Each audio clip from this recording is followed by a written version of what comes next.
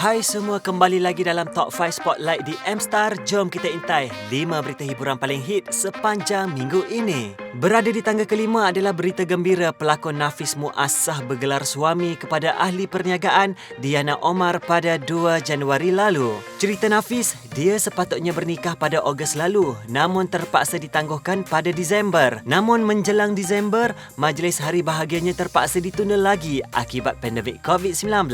Dan selepas 2 kali tertangguh, Nafis nekat mengambil keputusan untuk mengadakan majlis pernikahan pada 2 Januari.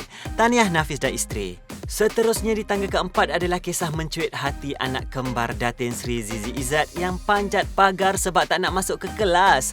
Alamak. Menerusi Instagram, Zizi berkongsi video mencuit hati itu ketika hari pertama anak-anaknya itu, Eric, Adam dan Alip dihantar ke pusat didikan kanak-kanak. Namun lain pula terjadi apabila Adam sanggup memanjat pagar untuk mendapatkan semula ibunya. Tulis Zizi, dia terpaksa berbohong kononnya akan terus menunggu anak-anaknya di hadapan sekolah berkenaan supaya mereka bertiga berasa selamat. Alah, bohong sunat untuk anak-anak. Biasalah, diorang kan kecil lagi. Next, di tangga ketiga Spotlight M-Star adalah kisah Ayi, vokalis kumpulan Floor 88 menjadi tunangan orang selepas 3 tahun berkenalan.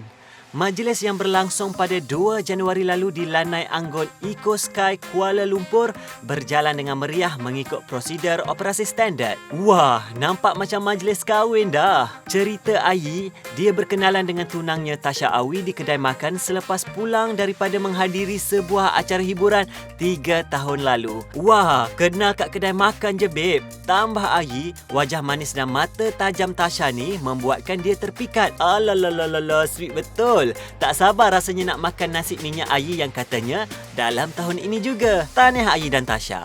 Di tempat kedua pula adalah cerita AB Fana yang mengundur diri sebagai penyampai radio Sinar FM selepas 14 tahun berkhidmat. Kata AB yang lebih mesra disapa Kak Bet, kontraknya tidak disambung bagi memberi laluan kepada penyampai yang lebih segar dan baharu. Jadi, tiada istilah dia berhenti atau bersara ya. Perkongsian yang dibuat naik di Instagram miliknya mengundang rasa sedih peminat dan rata-rata mengatakan pasti akan merindui suara Kak Bet di radio. Yang dinanti telah tiba. Berada di tangga pertama Top 5 Spotlight M-Star minggu ini adalah cerita individu yang memfitnah Piyu Riz dan Nilofa tampil memohon maaf dan menarik balik kenyataannya sebelum ini.